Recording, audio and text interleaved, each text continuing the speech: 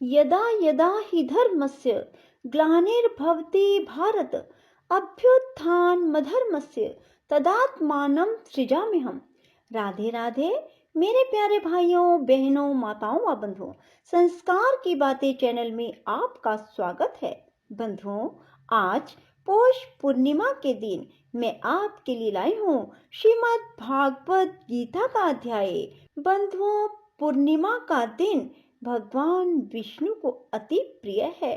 सो बंधुओं, आज पौष पूर्णिमा के दिन श्रीमद् भागवत गीता के इस अध्याय को जरूर सुने। यदि आप पौष पूर्णिमा के दिन श्रीमद् भागवत गीता के इस अध्याय को सुनते हैं तो भगवान विष्णु आपकी हर मनोकामना पूरी करेंगे। बंधुओं, पूर्ण विश्वास और सच्ची निष्ठा को मन में अवश्य धारण करें और एकाग्र मन होकर ही कथा को सुने, तभी आपकी मनोकामना पूरी होगी। बंधुओं, कभी भी किसी कथा को सुनते हैं तो मन को इधर उधर भटकने मत दो। बंधुओं, यदि आपने हमारे चैनल को अब तक सब्सक्राइब नहीं किया तो जरूर करें और बेल आइकन दबाना ना भूलें ताकि आपको हमारी आने वाली सभी वीडियोस की जानकारी सबसे पहले हो सके। बंधुओं, वीडियो को पूरी सुने। सुनने के बाद कमेंट बॉक्स में जय विष्णु भगवान जरूर लिखें। बंधुओं, अब आप हमारे साथ फेसबुक पर भी जुड़ सकते हैं, जिसका लिंक मैं नीचे डिस्क्रिप्शन में दे रही हूँ। भगवान श्री कृष्ण का वचन है कि जो प्राणी इस गर्भ गीता का विचार करता है, गर्भ गीता को सुनता है, वह फिर गर्भवास में नहीं आता। अर्जुन बोले, हे कृष्ण, यह प्राणी जो गर्भ योनि में आता है वह किस दोष के कारण आता है? हे प्रभु, जब यह जन्मता है तब इसको जरा अधिक रोग लगते हैं, संसार में आकर दुख भोगता है, बुढ़ापे के कष्ट सहता है, फिर मृत्यु होती है। हे स्वामी, वह कौन से कर्म है जिनके करने से प्राणी जन्म मरण से छूट जाता है? श्री भगवान बोले, हे अर्जुन, यह जो मनुष्य है यह अंधा व मूर्ख है, जो संसार के साथ प्रीति करता है। वह पदार्थ मैंने पाया है और पाऊंगा, ऐसी चिंता इस प्राणी के मन से उतरती नहीं। आठों पहर माया के जाल में फंसा रहता है, इसीलिए बारंबार जन्मता व मरता है, गर्भवास के दुख पाता है। अर्जुन बोले, हे श्री कृष्ण भगवान, मन मदमस्त हाथी की भांति है और तृष्णा इसकी शक्ति है। यह मन 5 के वश में है, काम, क्रोध, लोभ, मोह, अहंकार, और इन 5 में भी अहंकार सबसे बली है। अतः प्राणी को कौन से यत्न करने चाहिए जिनसे मन वश में ही रहे? श्री भगवान बोले, हे अर्जुन, यह मन निश्चय हाथी की भांति है, तृष्णा इसकी शक्ति है, मन 5 के वश में है, अहंकार इनमें श्रेष्ठ है। हे अर्जुन, जैसे हाथी अंकुश से वश में होता है, वैसे ही मन रूपी हाथी को वश में करने को ज्ञान रूपी अंकुश कहते हैं। अहंकार करने से जीवन नरक में पड़ता है। अर्जुन बोले, हे श्री कृष्ण भगवान, कुछ तुम्हारे नाम के लिए वन खंडों में फिरते हैं, कुछ वैरागी हुए डोलते हैं, कुछ धर्म करते हैं। अतः इस विषय में कैसे पता चले कि जो वैष्णव है वे कौन है? श्री भगवान बोले, हे अर्जुन, जो मेरे नाम के लिए वनों में फिरते हैं वे सन्यासी कहलाते हैं। वे सिर पर जटा बांधते हैं, भस्म लगाते हैं, इनमें भक्ति व प्रेम नहीं है। वे अहंकार से ग्रस्त हैं, उनके लिए मेरा दर्शन दुर्लभ है। अर्जुन बोले, हे श्री कृष्ण भगवान, वह कौन सा पाप है जिसके कारण किसी की स्त्री असमय मर जाती है, पुत्र मर जाते हैं, और किस पाप के कारण व्यक्ति नपुंसक हो जाता है?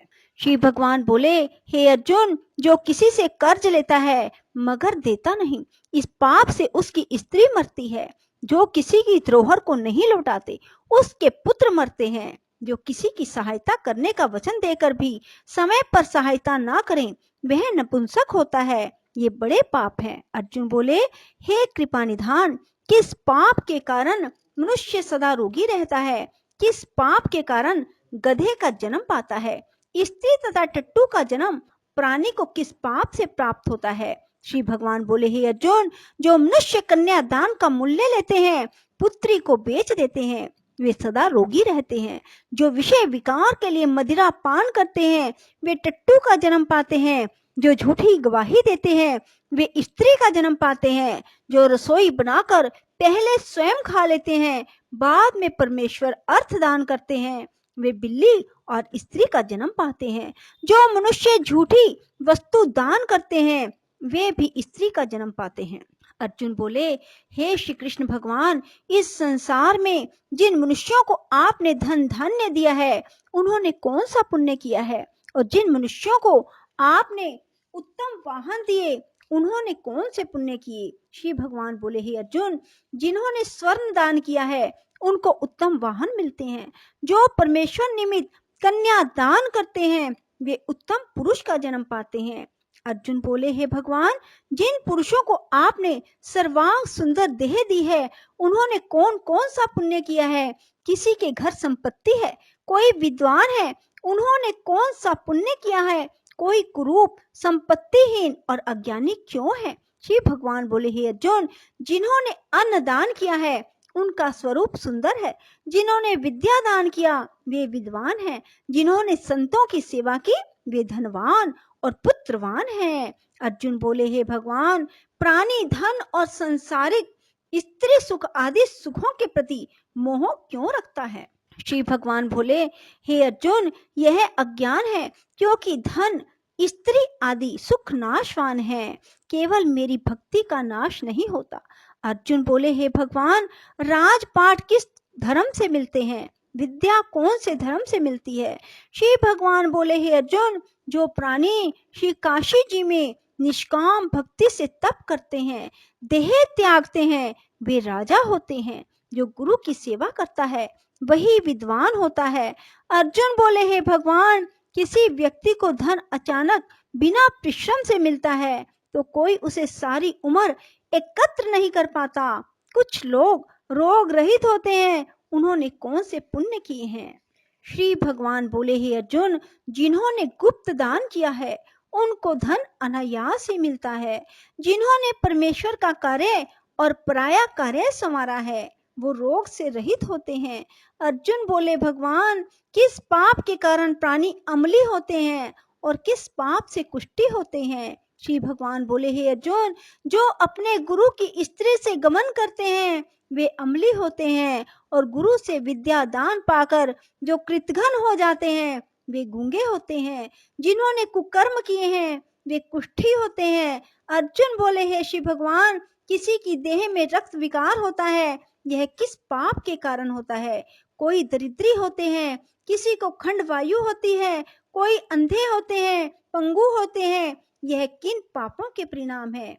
कुछ स्त्रियां बाल विधवा होती हैं, तो किस पाप से होती हैं? श्री भगवान बोले, हे अर्जुन, जो सदा क्रोधवान रहते हैं, उनको रक्त विकार होता है।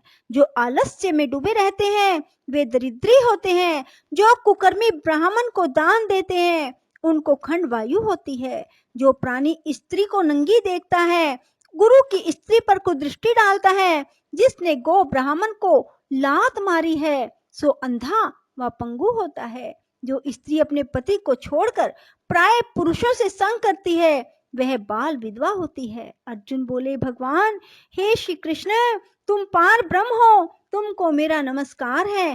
पहले मैं आपको संबंधी जानता था, पर अब परमेश्वर रूप जानता हूँ। हे पार ब्रह्म, गुरु दीक्षा कैसी होती है? कृपा करके मुझे बताएं। श्री भगवान बोले, हे अर्जुन, तुम धन्य हो, तुम्हारी माता भी धन्य है, जिनके तुम ऐसे पुत्र हुए। जिसने गुरु दीक्षा पूछी। हे अर्जुन, सारे संसार के गुरु जगन्नाथ हैं। विद्या का गुरु काशी, चारों वर्णों का गुरु ब्राह्मण, ब्राह्मण का गुरु सन्यासी, और सन्यासी उसको कहते हैं जो सबको त्याग कर मुझ में रम गया हो, वह ब्राह्मण जगत गुरु है। हे अर्जुन, यह बात ध्यान देकर सुनने की है। गुरु कैसा हो? जिसने सब इंद्रियां जीती हो, जिसको सब संसार ईश्वर का ही रूप नजर आता हो, जिसे कोई मोह ना हो, ऐसा गुरु जो परमेश्वर को जानने वाला हो। प्राणी गुरु रूप में उसे ग्रहण करे, जिसकी पूजा सब तरह से करे। हे अर्जुन, जो गुरु का भगत है सो मेरा भगत है। जो प्राणी गुरु सम्मुख होकर मेरा भजन करते हैं उनका भजन करना सुफल है। जो प्राणी गुरु से विमुख है उनको शपथ ग्राम मारे का पाप है। गुरु से विमुख प्राणी का दर्शन नहीं करना चाहिए। जो गृहस्थ गुरु से विमुख हो वह चंडाल के समान है। जिस जगह मदिरा का भांड हो उस स्थान का गंगा जल भी अपवित्र होता है। इसी तरह गुरु से विमुख का भजन भी अपवित्र होता है। उसके हाथ का भोग देवता भी नहीं लेते। उसके सर्व कर्म निष्फल है। कुकर, सूकर, गर्दभ, काक, यह सब योनियों में से सर्प की बड़ी खोटी योनि है। इन सब से भी वह मनुष्य खोटा है जो गुरु नहीं बनाता। गुरु के बिना गति नहीं होती। गुरुहीन प्राणी अवश्य ही नरक को जाएगा। हे अर्जुन, जैसे चारों वर्णों को मेरी भक्ति करना अनिवार्य है वैसे ही गुरु बनाकर उसकी भक्ति करनी, सेवा करनी योग्य है। जैसे सब नदियों में गंगा श्रेष्ठ है, सब व्रतों में एकादशी का व्रत श्रेष्ठ है, वैसे ही हे अर्जुन सब सेवाओं से गुरु सेवा उत्तम है। गुरु दीक्षा के बिना प्राणी पशु योनि पाता है। गुरु सेवा अश्वमेध यज्ञ से भी अधिक फलदायी है। अर्जुन बोले, हे श्री कृष्ण जी, गुरु दीक्षा क्या है? श्री भगवान बोले, हे अर्जुन, तुम्हारा जन्म धन्य है जो तुमने ये प्रश्न किया। गुरु दीक्षा 2 अक्षर है, हरि नाम। इन अक्षरों को गुरु कहता है। यह चारों वर्णों को जपना श्रेष्ठ है। हे अर्जुन, जो गुरु की सेवा करता है वह मेरी सेवा करता है। मैं उससे प्रसन्न रहता हूँ। ऐसा मनुष्य 84 योनियों से छूट जाता है। जन्म मरण से रहित नरक नहीं भोगता। जो प्राणी गुरु की सेवा नहीं करता वह 3.5 करोड़ वर्ष तक नरक भोगता है। जो गुरु की सेवा करता है उसको कई अश्वमेध के पुण्य का फल मिलता है। हे अर्जुन, जो प्राणी हमारे तुम्हारे संवाद को पढ़ेंगे और सुनेंगे वे गर्भ के दुख से बचेंगे।